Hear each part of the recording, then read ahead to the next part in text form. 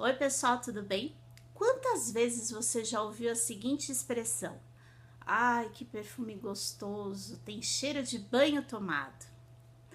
É muito comum a gente ouvir aqui nos vídeos do YouTube. Eu já falei várias vezes sobre isso, em blogs e até no dia a dia.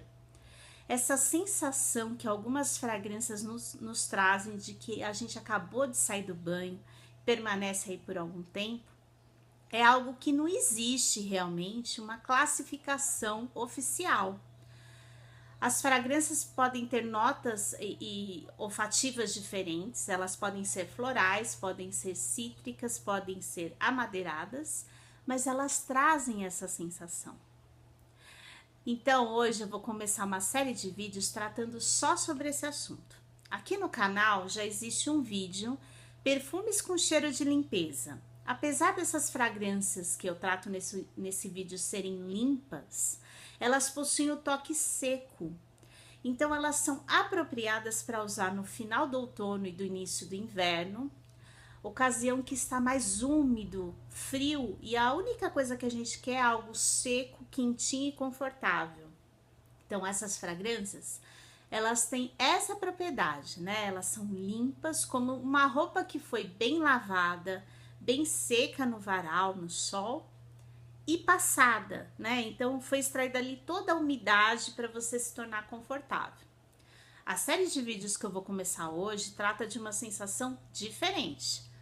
Os perfumes com cheiro de banho, na minha opinião, eles trazem um frescor, uma umidade, eles são apropriados para os períodos mais tórridos, secos e quentes, né?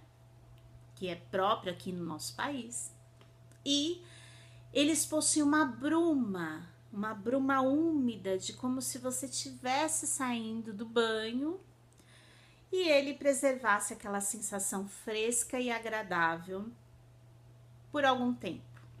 Não são de muita fixação, porque eles são propriamente feitos para serem reaplicados no decorrer do dia.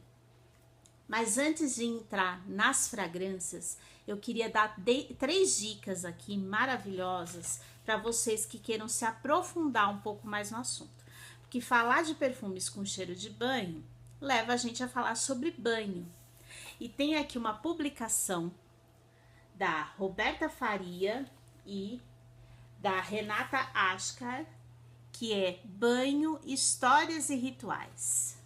A Renata Ascar é uma das especialistas de perfumes mais conceituadas do nosso país. Ela é responsável por publicações como Brasil Essência, o Guia de Perfumes 2017. Ela tem um Instagram, eu acompanho sempre as publicações dela. Não conheço pessoalmente, mas acompanho. E esse livro mostra a trajetória do banho desde a antiguidade até os dias de hoje. Como foi a relação do ser humano com o banho, com a água, no decorrer de todo esse tempo. O livro é repleto de gravuras e para quem gosta, né, desses aspectos históricos, porque o banho e a perfumaria, gente, caminham ali lado a lado há bastante tempo. Então eu recomendo. Esse livro é vendido no próprio site da Renata, que eu vou deixar aqui no box de informações, caso vocês se interessem, tá? A outra referência que eu queria dar é um filme que é A Cruzada, que está no Netflix, é com Orlando Bloom e mostra a história dos cavaleiros cristãos que fazem o caminho de volta a Jerusalém quando o Império Romano já havia caído. E assim, aliás, esse filme foi produzido pelo mesmo diretor que fez o Gladiador. Então, gente, as cenas são fortes, são cenas violentas, porque é uma guerra, e as cruzadas foram uma guerra, assim, complicada, né? Quem já teve oportunidade de ter acesso a esse assunto, e assim, foi uma guerra sangrenta. Mas o mais interessante é saber que, assim, naquela época a Europa passava por muitas dificuldades, um cenário triste, devastador, e as pessoas achavam que Jerusalém era a terra prometida, né? E só que ao mesmo tempo eles imaginavam que iam estar cercados de pessoas assim retrógradas, selvagens, e que o europeu subestimava, né, a população e a cultura daquela região. E quando eles chegam no Oriente Médio e vem aquela cultura riquíssima, eles ficam realmente, né, encantados. E um dos hábitos que eles voltam para a Europa, né, porque a Europa nessa época, gente, ela ficou centenas de anos sem tomar banho.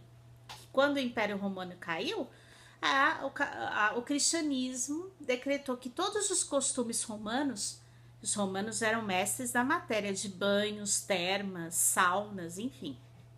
E todos aqueles hábitos romanos foram decretados como proibidos e pecaminosos. Então, assim, por volta de 1100, 1200, a Europa ficou quase 2 séculos sem tomar banho. Já imaginaram isso? Eles usavam água para beber, né, para consumir, para plantar, para lavar as mãos, o rosto male, mas aquele banho de imersão, chuveiro não existia na época, né, gente? Então, assim, os banhos de rios, os banhos de imersão, banheiras foram decretados como proibidos, né? E aí, quando esses cavaleiros das cruzadas, que é desse filme que eu tô falando, eles voltam para a Europa com essa novidade, muitos nobres que acompanhavam as cruzadas também, eles redescobriram o prazer de um bom banho e voltaram para a Europa com essa novidade e não quiseram mais abandonar, né, gente? Então, além desse livro maravilhoso, que esse livro conta em detalhes essas histórias, o filme do Orlando Bloom, A Cruzada, também é uma ótima pedida. Você que está aí no carnaval, não curte folia como eu, e está ali com Netflix, tal, é uma dica, né? E a terceira dica é um texto maravilhoso do Denis, do blog Um Nariz. O Denis tem um canal aqui no YouTube também, tem um blog maravilhoso. E ele, assim, é um outro especialista em perfumes que dá cursos, enfim. E ele tem um texto maravilhoso sobre a história da água de colônia. Vou deixar aqui também um link para vocês. Então, aí são 3 referências para caso vocês queiram se aprofundar um pouco mais na história aí dos perfumes com cheiro de banho. Mas então, falando nas águas de colônia, por volta de 1600 aproximadamente, final de 1600, um italiano chamado Giovanni Paolo Feminis criou uma água milagrosa, que era chamada como Aqua Mirabilis. E essa água era uma fusão de fragrâncias cítricas, álcool de cereais e fragrâncias florais, né? A composição clássica da água de colônia. Ele começou a difundir isso e as pessoas usavam isso com muita frequência e passaram a se sentir bem, porque a sensação de bem-estar de usar uma água de colônia, naquela época que o pessoal nem banho tomava direito, foi realmente uma explosão. E aí o que aconteceu? Por volta mais ou menos de...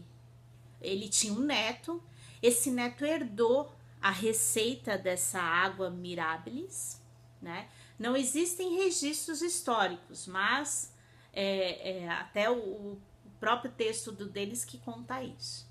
E aí o neto dele, por volta de 1788, criou uma água de colônia com o nome dele, que é o Jean-Marie Farina, né? E algum tempo depois ele resolveu vender, né? Ele vendeu essa empresa para o Roger Gallet, que era um farmacêutico na época, né? E a empresa que até hoje existe e faz fragrâncias maravilhosas, assim, bem frescas, né? E o Roger Gallet passou a produzir essa água de colônia. Inclusive, até hoje, essa água é vendida, né? Aqui no Brasil é muito difícil encontrar. mas lá fora é facilmente encontrada, que é a Roger Gallet Jean-Marie Farina Eau de Cologne Estraville. Então, por essa cronologia, essa daqui é a primeira água de colônia do mundo. Não sabemos porquê, mas a mesma receita percorreu um caminho até a Alemanha. E em 1792, a 4711 é lançada, né? E até hoje traz a mesma fórmula original, que é composta por álcool de cereais, óleos essenciais cítricos, óleos essenciais florais, enfim. Eu vou falar para você que entre essas duas, apesar dessa daqui ter sido considerada como a primeira criação, né, de água de colônia da história, eu ainda prefiro a 4711. Ela é mais assim, energizante, mais alegre. Essa tem um toque de noz moscada que é interessante, talvez um pouquinho mais masculina. Não sei se eu posso correr o risco de dizer isso, mas ela é um pouquinho mais pesada, né? Ela é interessante, mais picante, mas eu prefiro a 4711. E essa empresa, com essa mesma base de receita, né? Ela foi criada em 1792, traz até hoje a embalagem original, tá? Que você pode, né, sem correr risco, derramar sobre a mão e reaplicar sobre a pele. Gente, eu acho isso muito charmoso. Eu adoro fragrâncias que você tenha essa possibilidade. E essa daqui tem o frasco perfeito para você se banhar mesmo, né? Então, essas duas aqui são as primeiras águas de colônia onde foi popularizado o hábito, né, de perfumes com cheiro de banho. Mesmo porque naquela época o banho não era tão, assim, não era um costume tão popular. Mas o interessante dessa história é que Napoleão Bonaparte, por volta de 1788, comprava do Jean-Marie Farine essa colônia aqui em quantidades assim inimagináveis. Alguns registros históricos dizem que Napoleão Bonaparte usava 1 litro de água de colônia por dia. Ele despejava da cabeça aos pés. A gente fazendo aqui tag do sento dedo no borrifador, e Napoleão Bonaparte em 1790 e tantos derramava 1 litro de água de colônia por dia. Fala sério, gente. Imagina esse homem hoje em dia fazendo essa tag, ele ia acabar com a gente. Falam que ele era tão viciado nessa água de colônia que ele até bebia durante as batalhas. E, gente, assim, óleos essenciais são substâncias 100% naturais.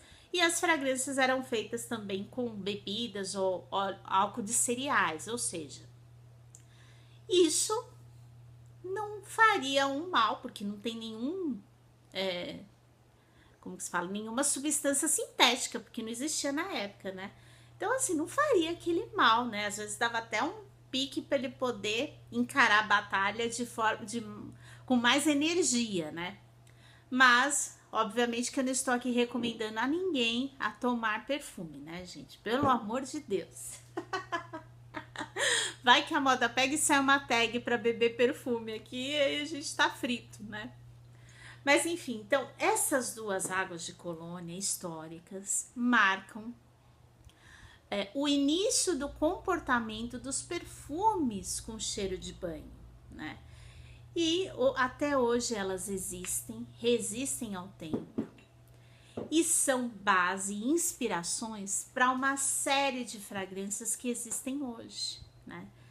Essa estrutura clássica da água de colônia, que são fragrâncias cítricas, florais, álcool e água, né?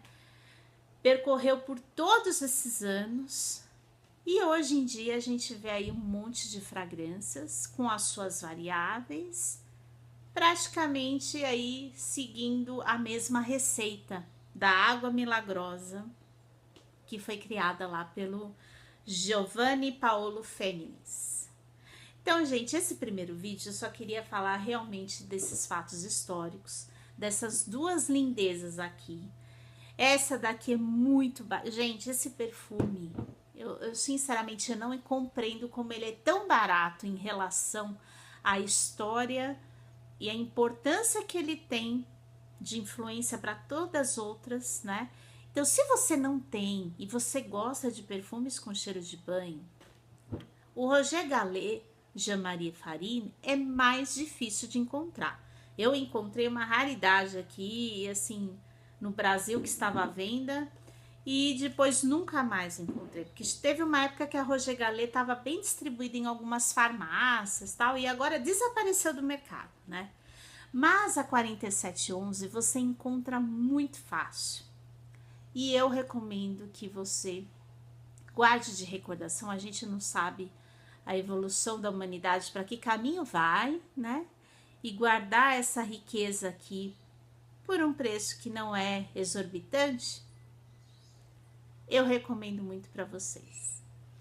Bom, espero que vocês tenham gostado. Nos próximos vídeos aí sim, eu vou mostrar quais são os perfumes da minha coleção que tem cheiro de banho tomado e que nasceram de toda essa influência histórica que eu contei muito, né, sublimamente, porque a história é muito vasta, né, gente? Mas contei um pouquinho para vocês hoje, tá ok? Uma ótima semana a todos. Vamos, aqueles que não são da turma da folia, contem comigo porque eu também não sou. E vamos descansar um pouco mais nesse carnaval, que é um feriado aí para recarregar as energias também, para aqueles que não são foliões, não é que? Não sei. Fiquem com Deus e até a próxima.